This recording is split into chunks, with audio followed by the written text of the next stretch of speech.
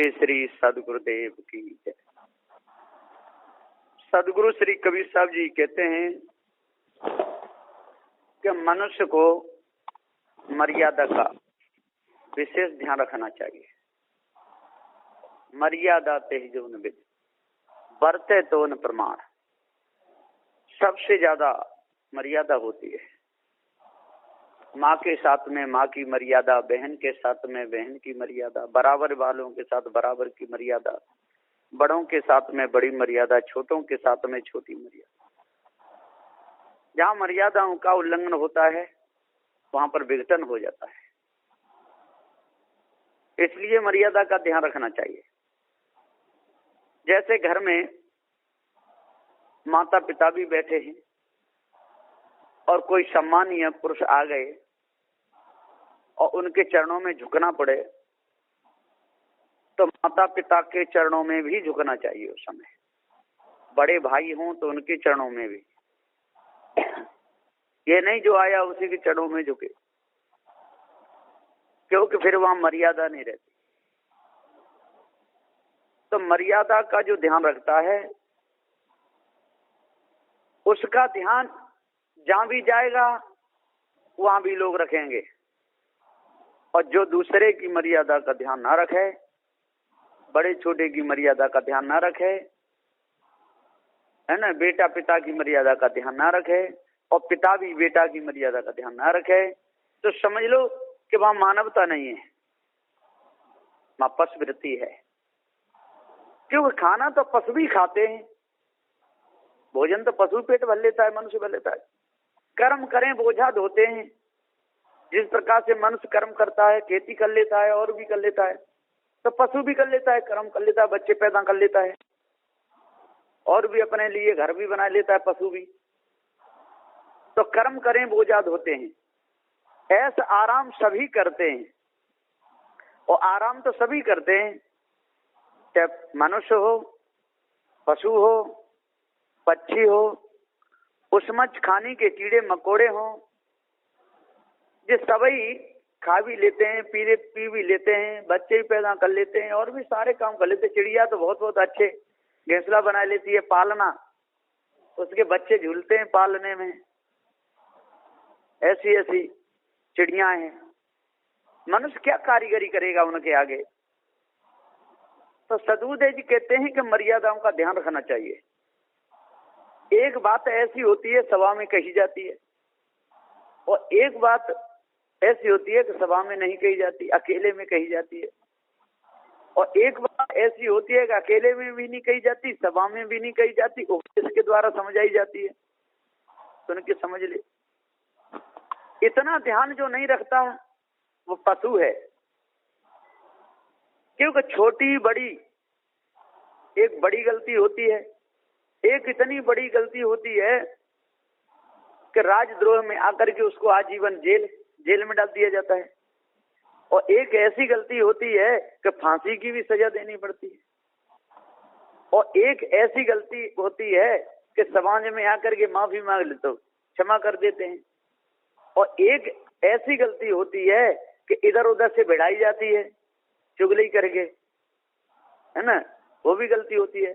और एक ऐसी गलती होती है कि उसके आसन पे जाकर के समझा दिया जाता है भैया ऐसे काम नहीं करना। और एक गलती ऐसी होती है कि सब बैठे हुए हैं तो संत गुरुजन उपदेश के द्वारा समझा देते। गलती गलती में अलग अलग फर्क होता है। जो इस मर्यादा को नहीं समझता, जिसके अंदर पशु वृत्ति है, वो गलती पे गलती करता ही जाता है। और जिसे गलती का ध्यान ही नहीं हो और किन के बीच में बोलना, कहां पर बोलना, मेरे सामने कौन बैठा हुआ है, ये मर्यादा में बड़ा है कि छोटा है, इतना जो ध्यान नहीं रखता है वो पशु कोटि में माना जाता है। फिर पशु में और उसमें कोई अंतर नहीं। और जो विचारमान होते हैं, कोई गलती होती है और उनको पास में बुलाया जाता है तो वो तुरंत स्वीकार कर लेते हैं। ऐसे ऐसे संत हैं, कोई गलती होती है, बड़े पुरुष बुलाते हैं कि आपसे आप ऐसा नहीं करना। कहा हो बिल्कुल नहीं, क्यों करेंगे, कोई बात नहीं। हमारे एक साहिब जी हैं, उनका नाम है सफल साहब। कोई भी हो, कैसी भी गुरुजी बुलाएंगे और उनसे कहेंगे कि सफलदास जी आपने ऐसा किया, ऐसा नहीं करा। हो गुरुजी बिल्कुल बाबूजी ऐसा होगा ही नहीं, कई बार छुट्टी हो गई। और कोई कोई लोग अड़ जाते हैं, नहीं कैसे हुआ, क्या हुआ, अरे हुआ तो हुआ।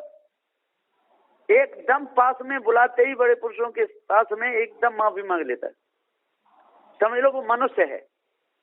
और जो अड़ जाए वो पशु है, और समझाने से भी नहीं समझे वो पक्षी है। और अड़ के रह जाए कई महीने तो छोड़े तो समझ लो वो उसमें खाने का कीड़ा है। ये पहचान है संतों की और मनुष्यों की। तो सदगुरुदेव जी पुकार के समझाते, संत तो मनुष्य को से ऊपर कट जाते हैं, मनुष्य संत होते हैं।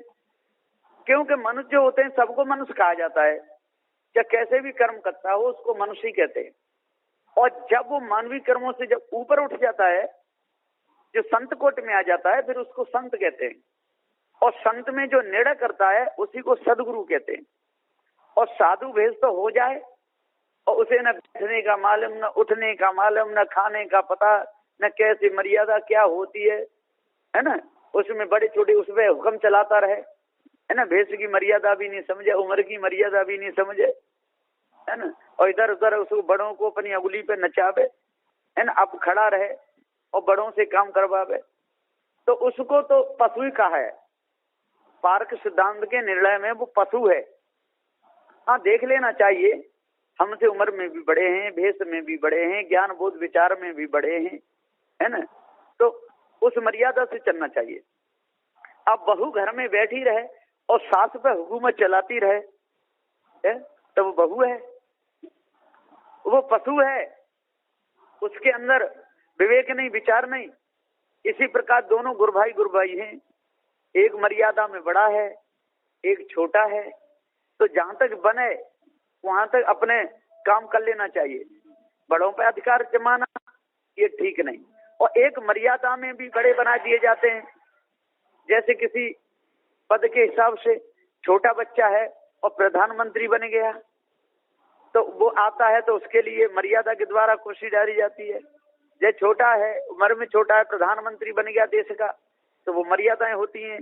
इसी प्रकार से घर में भी मुखिया बना देते हैं, छोटे को बना देते हैं, तो बड़े लोग उसकी मर्यादा रखते हैं। इसी प्रकार संत गुरुजनों में भी छोटों को और आगे बढ़ा दिया जाता है, बड़ों को पीछे। इसका मतलब ये नहीं कि वो छोटे हो गए, पीछे बैठने से वो छोटे नहीं होते हैं और वो आगे बैठने से बड़ा भी नहीं होता है। लेकिन एक मर्यादा होती है, उसकी मर्यादा रखते हैं। जैसे अपने अपने सिद्धांतों के गुरु हैं, और जो उस गुरु गद्दी पे बैठा दिया जाता है, फिर उस गुरु गद्दी को सभी झुकते हैं, चाहे बड़े हों चाहे छोटे हों। और यदि वो वहां पर अड़ पकड़े तो वो मर्यादा का भंग होता है और विघटन हो जाता है। फिर वहां पशु ही माने जाते हैं, वो मनुष्य नहीं माने जाते। तो सदगुरुदेव जी यहाँ पुकार के समझाते हुए कहते हैं कि हे भाई ज्ञानियों विद्वानों, यदि ऐसी मर्यादा आपके अंदर रहेगी तो आप मनुष्य रहोगे।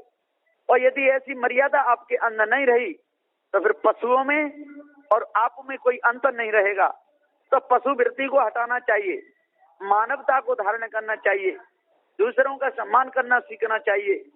और जिनकी, मैं तो कई बार कहा हूं, लोगों को बुरा लगता है जो माता बहनों की इज्जत नहीं समझते और उनकी कदर नहीं जानते और गलत दृष्टि से देखते हैं और उनके साथ में गंदे कर्म करते हैं। वो पक्के के पक्के उल्लू के पट्ठा हैं। उनको हया न शर्म और दया न धर्म। कोई कोई लोग कहते हैं इन शब्दों का प्रयोग नहीं करना चाहिए, तो क्या करना चाहिए? गधे जैसे कर्म करे तो उसको गधा का बच्चा नहीं कहा जाए तो क्या मनुष्य का कहा जाए? हैं? उल्लू जैसे कर्म करे तो उसको उल्लू का पट्टा नहीं कहा जाए, उल्लू का बच्चा नहीं कहा जाए तो क्या मनुष्य का बच्चा कहा जाए? हैं? कुत्ता के कर्म करे, टांग उठाए के मुंह से जहां तहां चाटे, हैं? उल्टे सीधे कर्म करे, लड़ावे बिढ़ावे, चुगली करे तो उसको कुत्ता का पिल्ला नहीं कहा जाए तो क्या मनुष्य का बच्चा कहा जाए? उसको क्या कहा जाएगा? तो जैसे कर्म करेगा, है? किसी के बिल्ली जैसे कर्म करे, बिल्ली दूध चाट जाती है, फैला जाती है, चूहों को पकड़ पकड़ के खाती है। यदि ऐसे कोई यदि कर्म करे, चोरी की भावना हो और संडासों में जा जा करके बैठे छिप छिप के खावे, है? अब उसको बिल्ली का बच्चा नहीं कहा जाए तो क्या मनुष्य का कहा जाए? है? जो सत्संग से दूर रहे, सत्संग में बैठे नहीं और बात लंबी चौड़ी करे और अपने हृदय को संवारे नहीं और दूसरे की बुराई देखे, इधर से उधर चुगलखोरी करे, है ना, तो उसको चुगलखोर नहीं कहा जाए तो क्या उसको मनुष्य कहा जाए? तो सदगुरुदेव जी पुकार के समझाते हुए कहते हैं, जो इन बातों पर जो ध्यान रखता है और जो सत्य पर चलता है, बड़े पुरुष बैठे हुए हैं, है ना, और वो खड़ा हुआ है और दौड़ दौड़ करके उनके पास दौड़ दौड़ के जाता है और हाथ कर करके बात करता है ना, तो उसको उल्लू न कहा जाए तो क्या मनुष्य कहा जाए? तो सदगुरुदेव जी पुकार के समझाते हुए कहते हैं कि एक उल्लू वृत्ति होती है, एक श्वान वृत्ति होती है, भैंसा बुद्धि होती है, बैल बुद्धि होती है, बंदर बुद्धि होती है, बिल्ली बंदर बुद्धि होती है और मनुष्य बुद्धि होती है। तो जो मनुष्य बुद्धि में जो पारंगत होता है, वास्तव में जो मनुष्य है उसी को मनुष्य कहा जाता है। और इसको ओढ़ने का, बैठने का, उठने का, आने का, जाने का, मर्यादा का, इसको कोई ख्याल ही नहीं हो।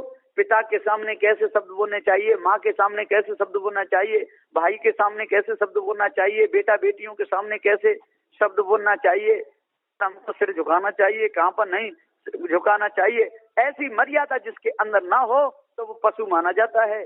तो बंदी छोड़ सदगुरु श्री कबीर साहब जी यहाँ पुकार के समझाते हुए कहते हैं कि जहाँ मर्यादा मिट जाती है वहाँ सभी लोग पशु बात करते हैं, और जहाँ मर्यादा रहती है वहाँ मनुष्य बात करते हैं। तो मनुष्यों का ठिकाना और पशुओं का ठिकाना इसलिए तो अलग अलग होता है। मनुष्यों को कितने कितने अच्छे गलीचे लगाए जाते हैं, उस पर बैठा रहे जाते हैं, और पशुओं को या पशु बड़ा होता है वहीं पर बांधे जाते हैं, उनको कुटी करके वो खिलाई जाती है ना। उनके साथ में उनकी मर्यादा है, मनुष्यों के साथ में मनुष्य की मर्यादा है, इस माँ ने जन्म दिया उसके साथ में उसकी मर्यादा है ना। और भी माताएं हैं, उनके साथ में उनकी मर्यादा है, बेटा के साथ में बेटा की, पुत्री के साथ में पुत्री की, है ना, भाई के साथ में भाई की, छोटे के साथ में छोटे की, बड़े के साथ में बड़े की, मर्यादाएं सारी अलग अलग होती हैं। और जो मर्यादाओं का उल्लंघन करता है, भूल जाता है, वही तो पशु है। तो सदगुरुदेव जी पुकार के समझाते हुए कहते हैं कि खाने को तो सकल पदार्थ, अरे कितने पदार्थ खाने के हैं, लेकिन उल्लू बुद्धि के लोग शराब पी करके घर में लड़ते हैं, है ना, माँ को भी गाली देने लगते हैं, पिता को भी गाली देने लगते हैं। कोई कोई तो पटक करके, मैं सुना था कि एक बेटा शराब पी के आता था और पिता कुछ कहते थे तो पटक करके उनकी छाती पे बैठ जाता था। अब बताइए उसको मनुष्य कहना चाहिए? वो मनुष्य नहीं हो सकता है।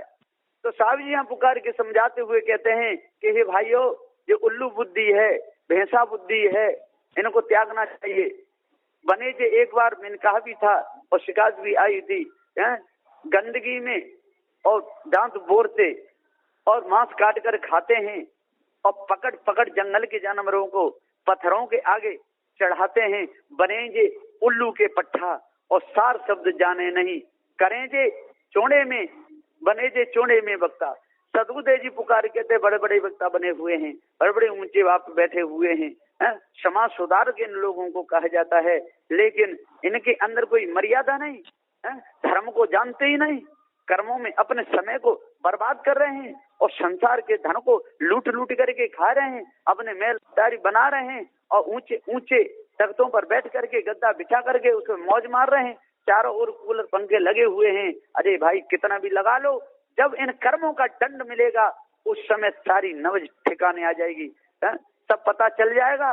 कहते हैं कि पूरे छठी तक की याद आ जाती है, जिस समय कर्म का दंड आता है और कष्ट शरीर में आता है, उस समय बहुत बड़ा विघटन आता है सामने, उस समय याद आती हैं जो पुराने जो कर्म किए हैं, उन कर्मों की याद आ जाती है। मैं ऐसा नहीं करता तो ऐसा नहीं होता, मैं ऐसा नहीं करता तो ऐसा नहीं होता।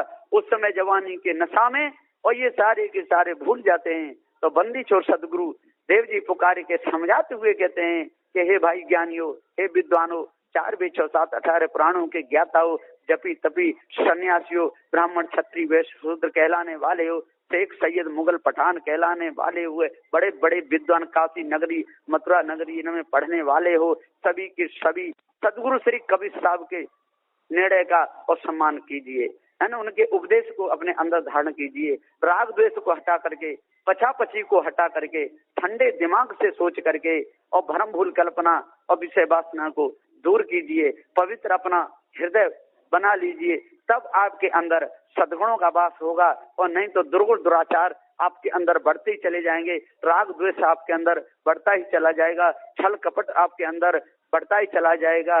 इधर उधर की करके लड़ने झगड़ने का जो विकार है आपके अंदर बसता ही चला जाएगा। इसलिए अपने आप को जानो और अष्ट महात्मा धारण करो और शुद्ध अपना हृदय कर दो, तब हृदय पवित्र होगा, और नहीं तो मिथ्या धोखे में जीवन चला जाएगा। बस इन्हीं वचनों के साथ में मैं अपनी वाणी को विराम देता हूँ। बोलिए श्री सद्गुरुदेव की जय।